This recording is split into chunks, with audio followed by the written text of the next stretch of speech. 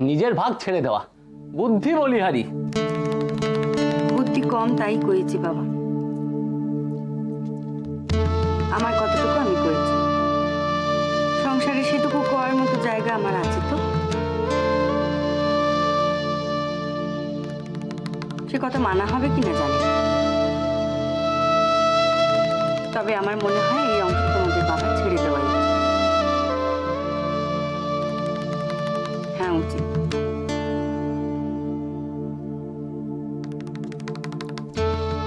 বাহ, বলে চলে গেলেন।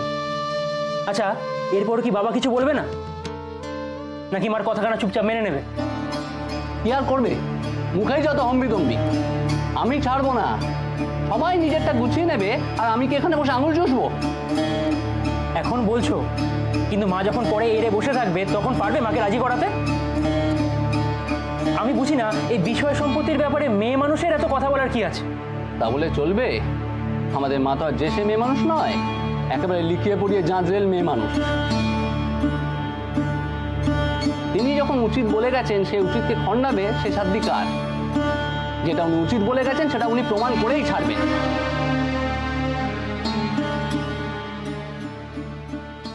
উচিত উচিত হাইকোর্টের রায় দিয়ে দিলেন উচিত কেন? ও বাড়ি ছেড়ে দেওয়া আমার উচিত কেন? বাপের বেড়ে বিক্রি করে ও বাড়ি ওঠেনি, আর তাছাড়া বাপের সম্পত্তি ভোগ করা ছেলের পূর্ণিরা, আর সেটা ছেড়ে দেওয়া উচিত। উনি বলে দিলেন সেটা উচিত। সন্ন্যাসী হয়ে যাওয়াটাও উচিত। উচিত।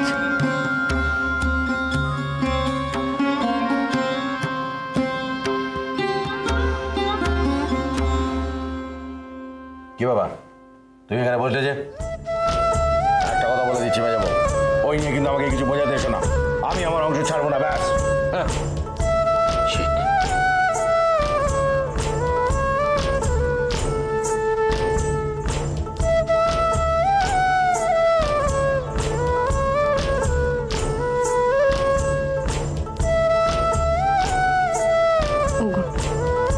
খানিক ঠান্ডা মাথায় ভেবে দেখো না। মাথা আমার ঠান্ডা আছে, যা ভাবার ভাবা হয়ে গেছে, আর ভাবার কিছু নেই। এদিকে দেখো।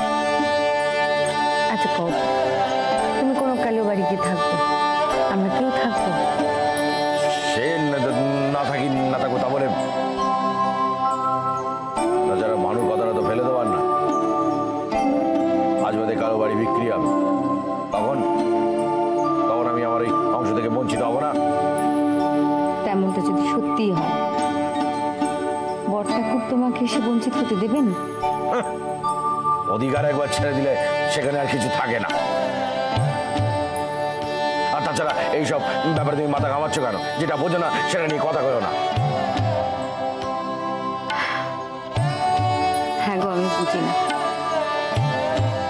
বাড়ি, জমি, সম্পত্তি, অধিকার এসব সত্যি আমি বুঝি না। তবে এতকাল দেখে দেখে মানুষগুলোকে খানিক বুঝি।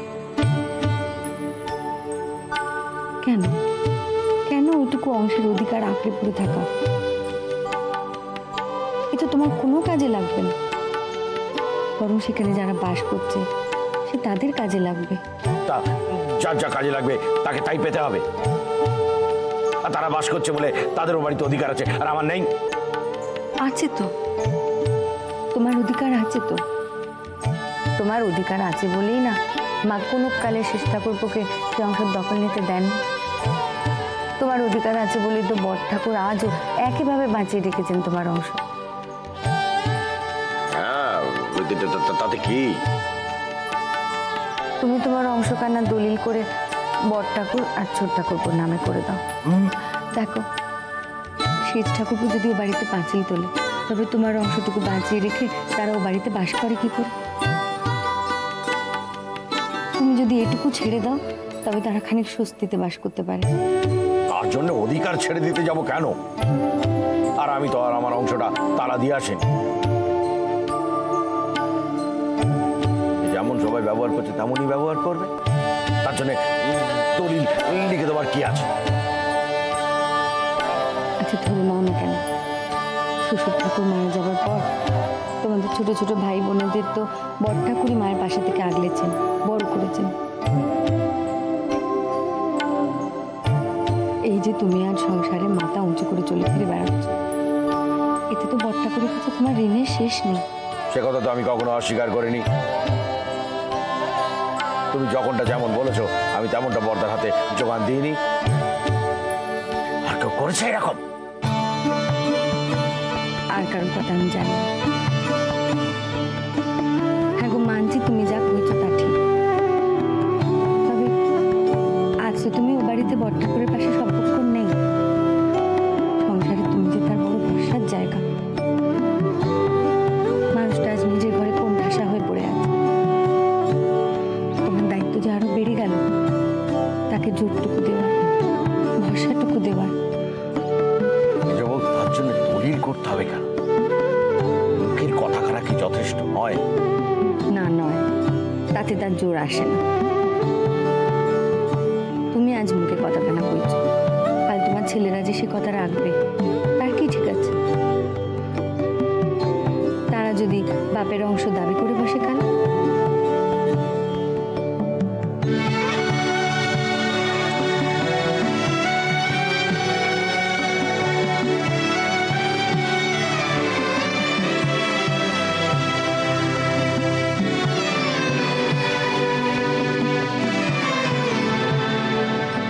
নিজের কথা কেন? দেখো, এতে তুমি এমন কিচ্ছু হারাবে না যা থাকলে তুমি সুখী হতে।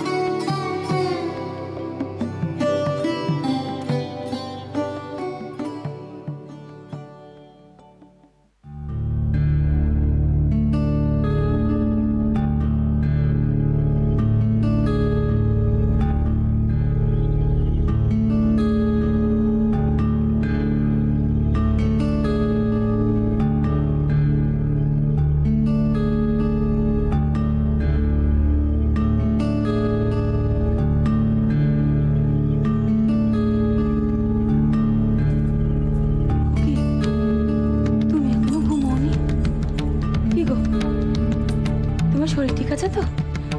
এতখানি রাত হলো, তুমি এখনো জেগে? যেন দুটো চোখের পাতা এক করতে পারছি না গো। এবার পতাকানা মন থেকে মানতে পারছি না। জানি না রাধারমণের কি ইচ্ছে। এবার যদি উঠোনের ওপর দিয়ে দেওয়াল তুলে বাড়িখানা ভাগ করে নেয় তাহলে কি হবে বলো দেখি? ওপারে পেভা আর এপারে আমরা আর পেকারা।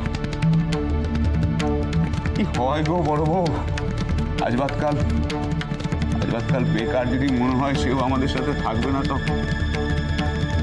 তখন সেও তো আরেকখানা দেওয়াল তুলবে। তুমি অত চিন্তা করো না। চিন্তা করলে তুমি যে আবার অসুখে পড়বে গো। বড় বউ কথা কানা এবার বললে কি করে গো? এ কাজও করবে কি করে? কই পেবোটা যখন গিয়েছিল তখন সে তো এ বাড়িখানার উপর দিয়ে করাত চালিয়ে চলে যায়নি। আজও বাড়ি ভাগাভাগিতে তার সাই নেই। পেভা যে আমার মায়ের পেটের ভাই গো। আচ্ছা বড় বউ এই বাড়িখানার উপর দিয়ে দেওয়াল না তুলে আমরা আলাদা থাকতে পারি না। এই বাড়িখানাকে হতে একবারে ফালা করে দেবে গো। এই বাড়িখানা তো আর তো। ওগো তুমি শান্ত হও। তুমি অমন করলে আমার কি হবে? তুমি অসুখে পড়লে। ওগো চলো কাল আবার অফিস যাওয়ার আছে। অমন করো না। আমার তো অফিস আছে, কাজ আছে, সংসারের প্রতি কত দায়িত্ব সব আমার আছে। তবে কি জানো বড় বউ, এসবের প্রতি আর মন খানা নেই। এখানা বুঝি মরেই গেছে।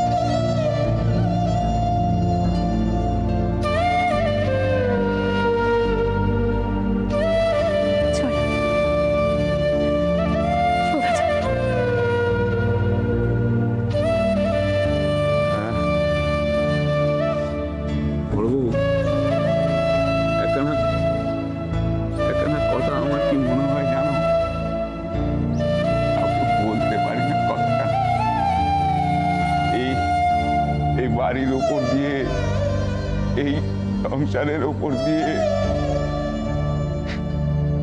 দেওয়াল অনেক কাল আগে উঠে গেছে। কি যেন আমরা যেগুলো চোখে দেখি আমরা দেখতে পাইনি।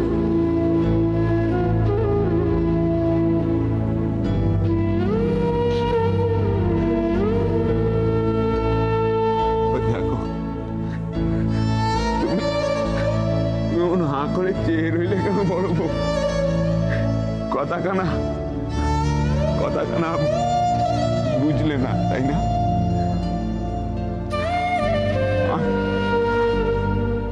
আমিও কি বুঝেছি চাই?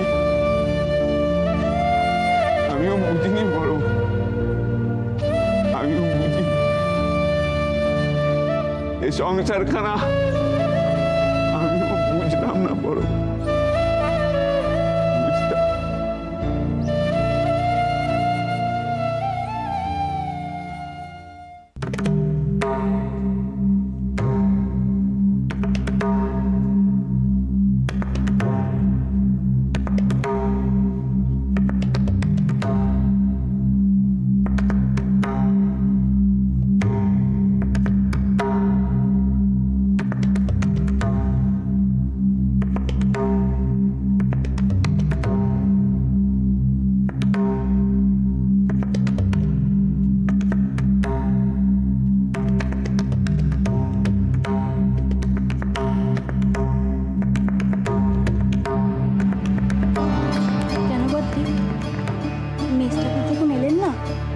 ঠাকুরের হাতে সব কাগজপত্র।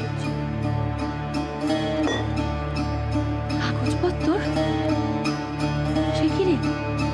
কিসের কাগজপত্র? দলিলপত্র মনে হল। এই বাড়ি নিয়ে বিষয় আশয় সম্পত্তি এসব নিয়ে ভাই ভাই অশান্তি আমার আর ভালো লাগে না। দিয়ে আস।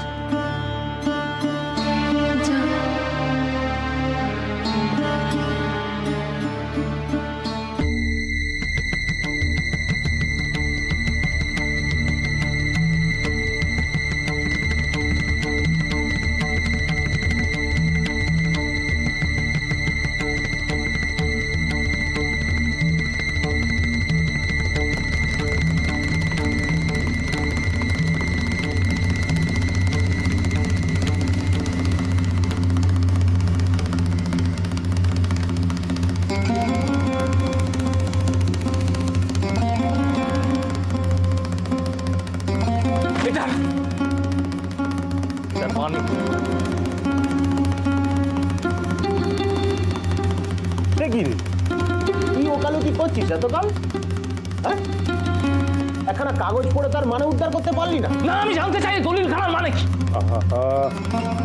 তো উত্তেজিত হয়েও না ভাইয়া, শান্ত হয়ে বস।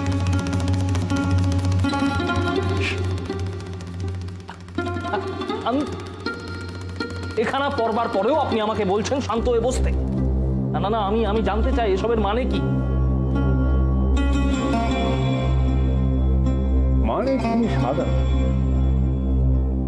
এই কাগজখানার মারফত তোমাদের মেজো ভাই মানে প্রবোধ ভাইয়া তার এ বাড়ির অংশ তার বড় ভাই আর ছোট ভাইকে লিখে দিবে।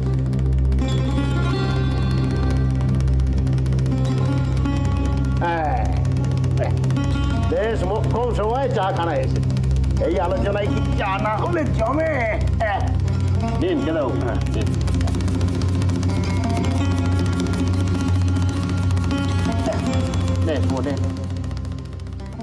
হ্যাঁ গো বদ্দি, আমি তো শুনে এই নিকাজ মেজদির কাজ, সেই মেজ ঠাকুরকে দিয়ে এই কাজটা করিয়েছে।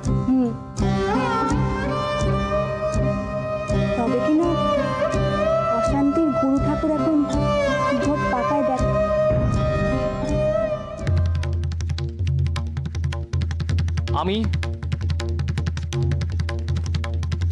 আমি এই কাগজখানা মানছি।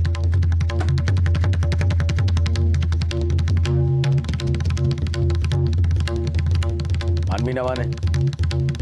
আর তোর মানা না মানায় আমার কি আসে যায়? আমার জিনিস আমি যাকে খুশি দেবো, আর তাতে তোর নাক গলাবাড়ি বা কি আছে? আলবাত আছে মেজদা, আলবাত আছে। আমার ভাগের বারান্দায় যদি আমার অংশ বলে আমি দুদিকে দুটো পাঁচিল তুলে দিয়ে দৌড় করে, তাহলে বাকিরা যাতায়াত করবে কোথা থেকে? তুই চাইলি আর পাঁচিল তুলে দিলি? এত সহজ নাকি রে? হ্যাঁ সেইটাই তো, এত সহজ তো নয়। এ বাড়িখানা সববার মা তার মতো করে আমাদের 4 ভাইকে 4খানা ঘর। মা মা 4 ভাইকে 4খানা ঘর দিয়েছিলেন নাকি? নাকি যে যার পছন্দের ঘরখানা নিজেরা দখল করে নিয়েছিলি, আর মেজ বউ গিয়ে ওই কোনার ঘুপচি ঘরখানা? তুমি থামো তো মোটা, সব পুরনো কাশন দিয়ার মোদ্দা কথা হচ্ছে 4খানা ঘর মানেই তো 4 ভাগ নয়, পুরো বাড়িটা 4 ভাগ। আর কেউ এসে যে কিনা এ বাড়িতে থাকেই না,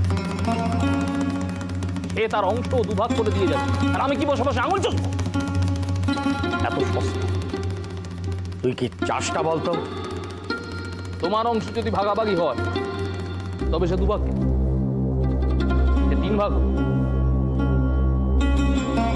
আমিও তবে আমার অংশের পাঁচিলখানা আরো 10 ফুট বাড়িয়ে নেব। ও হো হো হো, একবারে মামাবাড়ির আবদার। পাঁচিল 10 ফুট এগিয়ে নেবে। আগের জন্মে রাজমিস্ত্রি ছিলি নাকি রে, যে কথায় কথায় পাঁচিল আর পাঁচিল? বলি আমার অংশ 2 ভাগ হবে না 3 ভাগ হবে, এটা কি তুই ঠিক করবি? না, আমি ঠিক করব,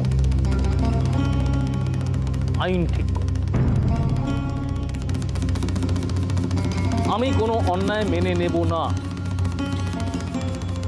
আর তার জন্য যদি বিষয়টা আদালত অবধি করায় তাই করা।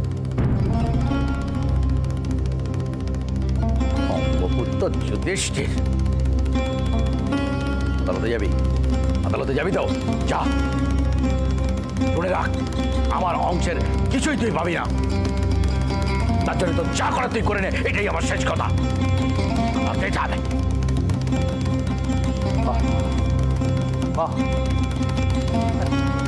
তার মানে এ আমাকে কোণঠাসা করা দেব? বাহ, আমি এবারই 4 আনা পাবো, আর তোমরা সবাই 6 আনা 12 আনা।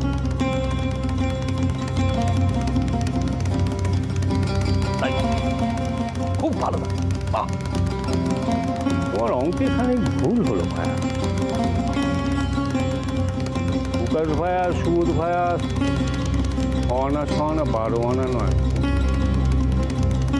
12 আনা 24 আনা পাবে। ও, কাকে কি বোঝাচ্ছেন কেদারবাবু?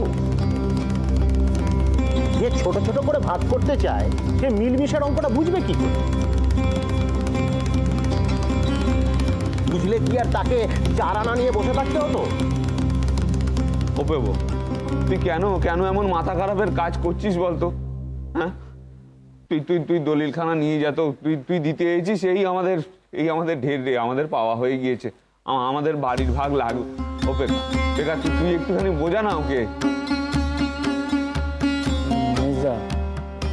বড়দা কি বলছে, তুমি বরং আরেকবার বাড়ি ফিরে সবার সঙ্গে পরামর্শ করে দেখো। এ নিয়ে তোকে বকতে হবে না, আর এ নিয়ে পরামর্শ করারও কিছু নেই। যা পরামর্শ করা হয়ে গেছে। ওই কিছুই যায়নি মেস, যা হবার তা এবার।